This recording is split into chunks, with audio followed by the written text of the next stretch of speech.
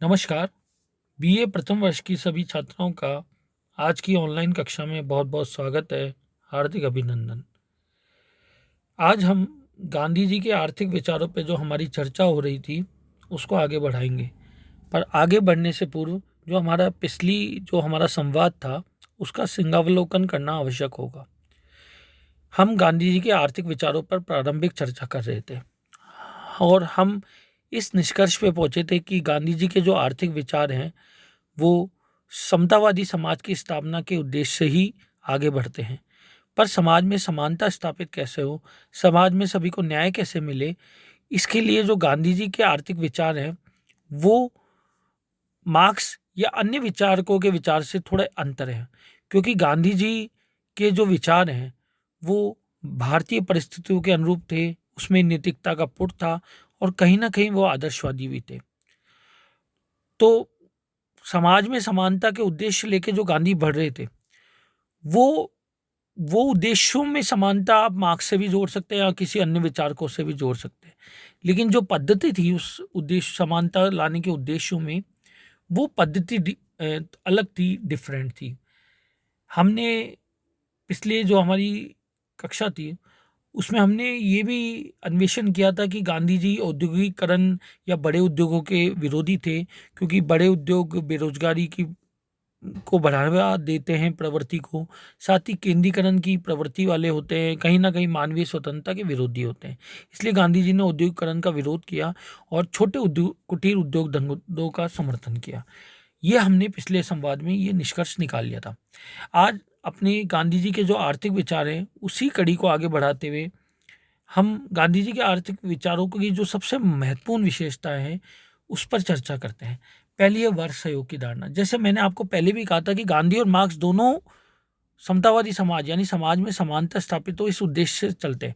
पर जहां मार्क्स हिंसा, क्रांति और वर्ग संघर्ष यानी अमीर और गरीबों में संघर्ष, रक्तपात की बात कर रहा है, वहीं गांधी जी सत्य, अहिंसा, नैतिकता और वर्ग सहयोग के आदर्श के साथ आगे बढ़ते हैं। उनका ये मानना था कि भाई समाज में कोई ऐसा स्थिति नहीं है जहाँ विभिन्न विरोधी वर्गों के बीच किसी तरह के उनके हितों में टकराव हो या उनमें संघर्ष की स्थिति हो, बल्कि समाज एक ऐसी कड़ी में जुड़ा हुआ है जहाँ हर व्यक्ति दूसरे व्यक्ति के हितों से अटूट रूप से संबंधित है, दूसरों के हितों को पूर्ति करने में अपनी सहायता दे रहा है। गांधी जी का मानना था कि भाई श्रमिक और या गरीब और पूंजीपति के हित परस्पर विरोधी नहीं होते, बल्कि एक ही होते हैं और सामूहिक प्रयत्नों के आधार पर समाज या उद्योग के विकास का प्रयत्न किया जाना चाहिए। तो गांधी जी वर्ग सहयोग की बात कर रहे हैं, वो वर्ग संघर्ष की बात नहीं कर रहे जो मार्क्स कर रहा था। ठीक है। गांधी जी अहिंसा की बात कर रहे हैं, गांधी जी रक्तपात या क्रांति की बात नहीं कर रहे जो मार्क्स कर रहा था। यहाँ मार्क्स से उनका डिफरेंस है। आदर्श एक ही है, समाज में समानता स्थापित करना, पद्धति अंतर है। वो संघर्ष की बात कर रहा था, लड़ाई की बात कर रहा था, ये सहयोग की बात कर रहे हैं या हिंसा की बात कर रहे हैं। गांधी जी का विचार था कि भाई पूंजीपति वर्ग को समाप्त करने या उनके विरुद्ध क्रांति करना उचित नहीं होगा, बल्कि इसके विपरीत पूंजीपति और श्रमिक दोनों को ऐसा संबंधों की स्थापना करनी चाहिए कि दोनों ही उद्योग और समाज में समानता स्थापित करने में अपने अपने योगदान दे सके। इसके तहत श्रमिकों को जैसे व्यापार है या उद्योग है उसके प्रबंधन और व्यवस्था में भागीदार बनाना चाहिए। ठीक है। इसके अतिरिक्त जो पूंजीपति को अपना जो संपत्ति का जो लाभ है वो गरीबों से उसका शेयर करना चाहिए, उनको भागीदार बनाना चाहिए।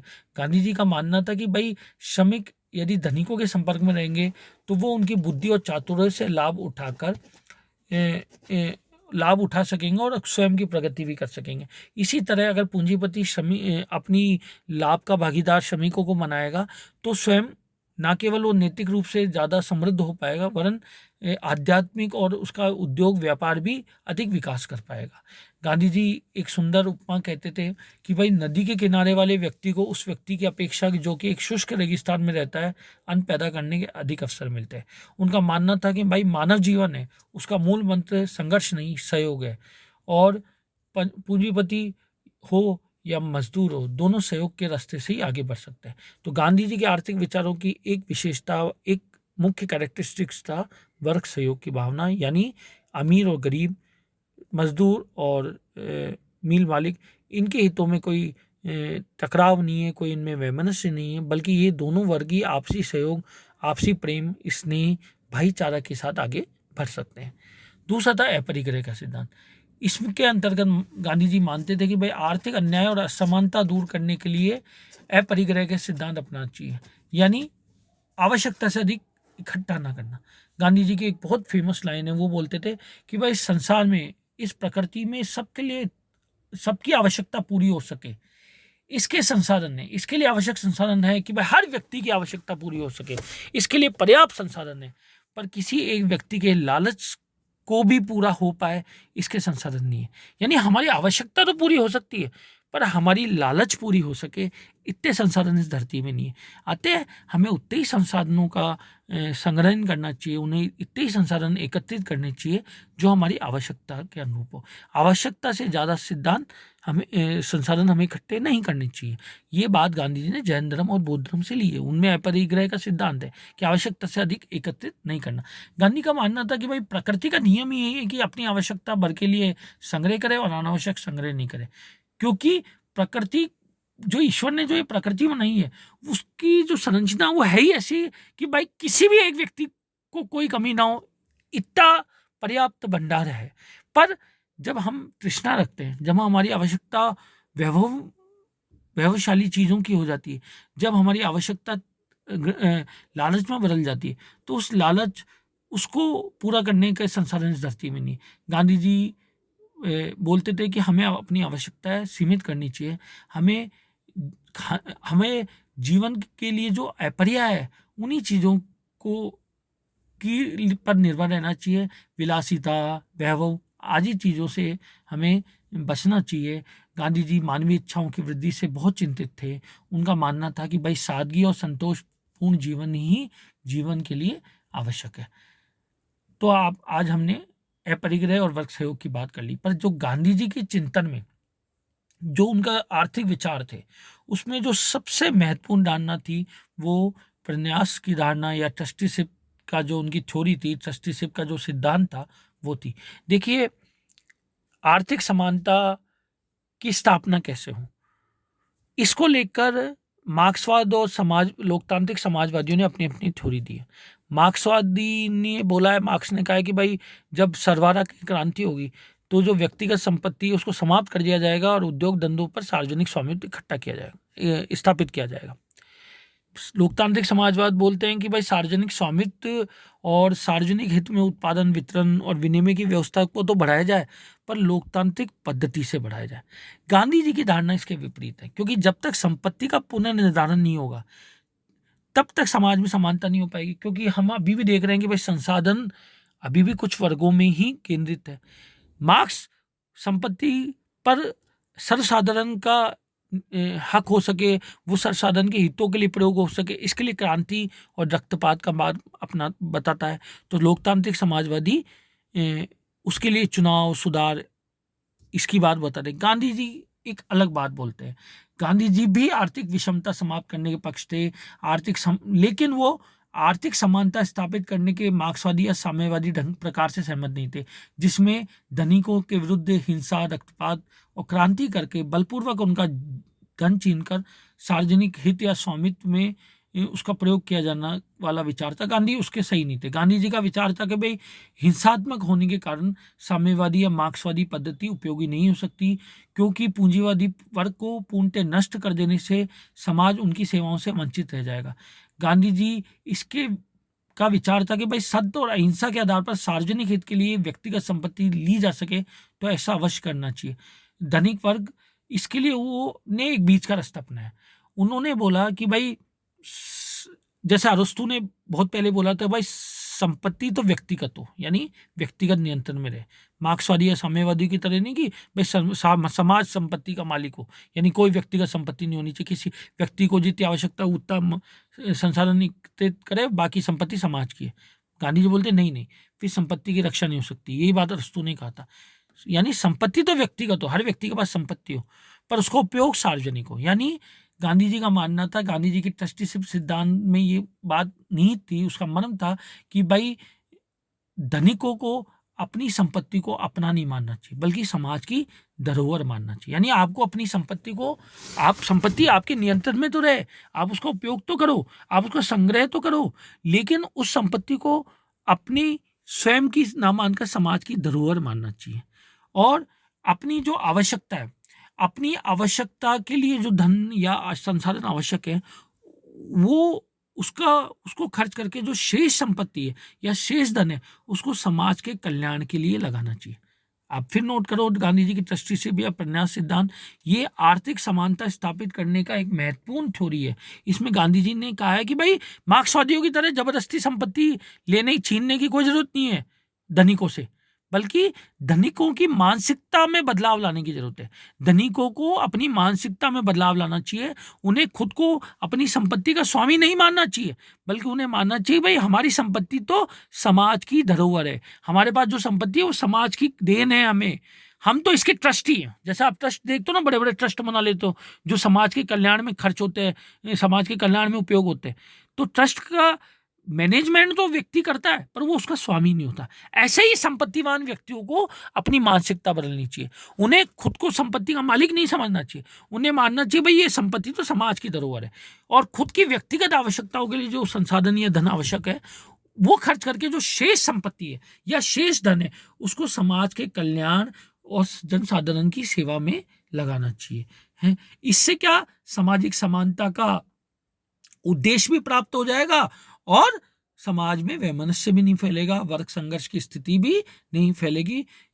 गांधी जी ने कहा भाई बहुत चीज़ें आप कर सकते हो, आप अपना धन का दान दे सकते हो, आप अपनी भूमि का दान दे सकते हो, आप अपनी संपत्ति का दान दे सकते हो, आप अपने ग्राम का दान दे सकते हो। जो गांधी के बाद विनोबा भावे ने जो भूदान आंदोलन चला है, जिसमें लोगों ने अपनी संपत्ति दान दी, ज़मीनें दान दी, अपनी मकान दान दिए, लोग पूरे पूरे गाँव की ज़मीनें दान दे दी, वो गांधी जी की ट्रस्टीशिप सिद्धांत से ही प्रेरित था। क्योंकि ये एक अद्भुत थ्योरी है। इससे आर्थिक समानता का उद्देश्य भी प्राप्त हो रहा है। भाई अभी हम क्या बोलते हैं कि भाई कई लोगों के तो पास 1% लोगों के पास 99% संपत्ति या संसाधन है, और बाकी 99% लोगों के पास 1% संसाधन है। यानी उल्टा है, कुछ थोड़े से लोगों के पास सारी संपत्ति और धन का संकेंद्रण है। उन कईयों के पास तो इतना है कि उन्हें समझ में नहीं आ रहा धन कहाँ खर्च करे, और कईयों के पास अपनी प्रारंभिक या बुनियादी आवश्यकताओं की पूर्ति के लिए ही संसाधन नहीं है। तो ये दोनों हो जाएगा, इससे समाज में आर्थिक समानता भी हो जाएगी और संघर्ष की स्थिति भी नहीं होगी। क्यों, जबरदस्ती तो ही नहीं, इसमें जोर जबरदस्ती नहीं है, इसमें स्वेच्छा है। इसमें आप जोर जबरदस्ती, क्रांति, हिंसा, रक्तपात से संपत्तिवान की संपत्ति नहीं छीन रहे हो, बल्कि आप शांतिपूर्वक उसका हृदय परिवर्तन कर रहे हो, संपत्ति वाले की मानसिकता बदल रहे हो, उसको ये एहसास दिला रहे हो कि भाई ये संपत्ति आपकी संपत्ति नहीं है, तो ट्रस्टी है, आप तो ट्रस्टी हो इसके, ये संपत्ति तो धरोहर है, ट्रस्ट है, ये तो समाज की धरोहर है। आपको तो जो आपकी आवश्यकता है उसके बाद जो भी आपकी संपत्ति बच रही है, उसका उपयोग आपको समाज कल्याण के लिए करना चाहिए। आपको तो मात्र अपने ऊपर जीवन निर्वाह के लिए धन खर्च करना चाहिए, शेष धन समाज के निर्माण में करना चाहिए। विद्यालय बनाना चाहिए, महाविद्यालय बनाना चाहिए, चिकित्सालय बनाना चाहिए, सार्वजनिक जरूरत की इमारतें बनाना चाहिए, आपको गरीबों की सहायता करनी चाहिए। तो ये करोगे तो भाई सामाजिक न्याय की स्थापना भी हो जाएगी, और वो भी अहिंसात्मक साधनों से। अब गांधी जी के इस विचारों की आलोचना की जाती है, दो स्तर पे की जाती है। पहले तो ये बताते हैं कि भाई गांधी जी कहीं ना कहीं पूंजीवादियों को बचाना चाहते थे, धनवानों को बचाना चाहते थे, इसलिए उनने ये थ्योरी दी। कहीं ना कहीं इस वाली आलोचना में एक सच्चाई भी है। सच्चाई ऐसे है कि जब भारत का राष्ट्रीय आंदोलन चल रहा था, स्वतंत्रता आंदोलन चल रहा था, उस समय गांधी जी चाहते थे कि भारत के जो उद्यमी हैं बड़े बड़े, चाहे घनश्याम दास बिरला हो, चाहे जमनालाल बजाज, जिन्हें गांधी का पांचवा पुत्र बोलते हैं, उनकी सहायता राष्ट्रीय आंदोलन को मिलती रहे, और मिल रही थी। वो कांग्रेस को धन देते थे, राष्ट्रीय आंदोलन में धन दे रहे थे, स्वतंत्र आंदोलन के लिए लोगों की सहायता कर रहे थे। तो ये बात तो सही है आलोचना की, गांधी जी उनके हितों को संरक्षण करना चाहते थे। लेकिन ये कहना कि गांधी जी उन्हीं के हितों की संरक्षण करना चाहते, नहीं, गांधी जी एक मध्यम मार्गी थे। गांधी जी भारतीय परिस्थितियों के अनुरूप सामाजिक समानता या आर्थिक समानता स्थापित करना चाहते थे। दूसरी बात, कुछ लोग बोलते हैं भाई अव्यवहारिक है, काल्पनिक है। क्यों कोई धनवान अपनी मानसिकता बदलेगा, क्यों वो अपने धन का उपयोग सार्वजनिक कल्याण के लिए करेगा? ये आलोचना पूर्णतः गलत है। आज हम, आपके मेवाड़ में तो शायद कम है, लेकिन आप मारवाड़ में जाओगे या पूरे भारत के स्तर पे कहीं जाओगे तो बड़े बड़े धनवानों ने बड़े बड़े चिकित्सालय बना रखे हैं, बड़ी बड़ी धर्मशालाएं बना रखी है, महाविद्यालय बना रखे हैं, विद्यालय बना रखे हैं। ऐसी बहुत सी सार्वजनिक उपयोग की इमारतें अपने निजी धन से बनाई। तो ये कहीं ना कहीं गांधी जी के ट्रस्टीशिप सिद्धांत से ही प्रेरित है। आज हम पढ़ते हैं बिल गेट्स की आमदनी का एक बड़ा भाग सार्वजनिक कल्याण, सार्वजनिक लोगों की निर्धनता उन्मूलन, बाल कल्याण आदि कार्यों में खर्च हो रहा है। तो ये क्या है? ये ट्रस्टीशिप सिद्धांत की थ्योरी नहीं है कि भाई आप अपना धन समाज के कल्याण में लगाओ, अपनी संपत्ति का उपयोग सामाजिक हित में करो। तो ये जो बड़े बड़े उद्योगपति आज हम देख रहे हैं, आज जो CSR टर्म है, कॉर्पोरेट सोशल रेस्पॉन्सिबिलिटी, ये माना जाता है बड़ी बड़ी कंपनियां, माना जाता है कि भाई आप लोगों को रोजगार देते हैं, साथ साथ समाज के कल्याण में भी धन खर्च करो। तो ये बड़ी बड़ी कंपनियां एक अपने आमदनी का एक बड़ा भाग CSR कॉर्पोरेट सोशल रेस्पॉन्सिबिलिटी के नाम से समाज कल्याण में खर्च कर रही हैं। तो ये कहीं ना कहीं ट्रस्टीशिप बात ही है। तो ये एक प्रत्युत्तर है, बिल्कुल सही है। ये गांधी जी का एक मॉडल है और ये मॉडल को अव्यवहारिक कहना सही नहीं है, क्योंकि ये मॉडल हमें कहीं दिखता है। बड़ी बड़ी स्कूल, कॉलेज, चिकित्सालय, महाविद्यालय, ये जो आप ये रिसर्च देख रहे हो, ये है ना, अभी कोरोना की वैक्सीन्स आई है, बालकों के कल्याण के लिए जो योजनाएं चल रही है, बड़े बड़े उद्योगपति इसको फंड कर रहे हैं, तो कर रहे हैं। तो ये कहीं ना कहीं यही है कि भाई आप लोगों की संपत्ति जबरन मत लो, पर उनकी मानसिकता बदलो और उनकी मानसिकता में बदलाव करके उन्हें ये एहसास दिलाओ कि भाई ये संपत्ति तो समाज की धरोहर और आप ट्रस्टी हो। तो गांधी जी ने एक सामाजिक न्याय या आर्थिक समानता स्थापित करने का एक मॉडल पेश किया और मॉडल काफ़ी हद तक सशक्त और बहुत व्यवहारिक है, क्योंकि यहाँ काम सहयोग से हो रहा है, स्वेच्छा से हो रहा है। और जो परिवर्तन सहयोग से होता है, स्वेच्छा से होता है, उसके दूरगामी परिणाम होते हैं और ये देखने को मिल रहे हैं। ये व्यवस्था टिकाऊ है, स्थायी है। हम हमारे गाँव में देख लेंगे लोग कितने कल्याण के काम कर रहे हैं। तो ये चीज़ अव्यवहारिक नहीं है, ये चीज़ पूर्णतः प्रासंगिक है।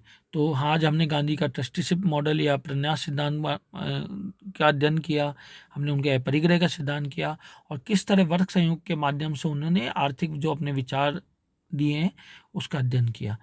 अब जो हमारा अगला वीडियो होगा उसमें हम गांधी जी के राजनीतिक विचारों पर चर्चा करेंगे। इस आज के संबंध में आपके जो भी प्रश्न है आप कर सकते हैं, मैं आपकी समस्या का निस्तारण करने का प्रयास करूँगा। जय हिंद।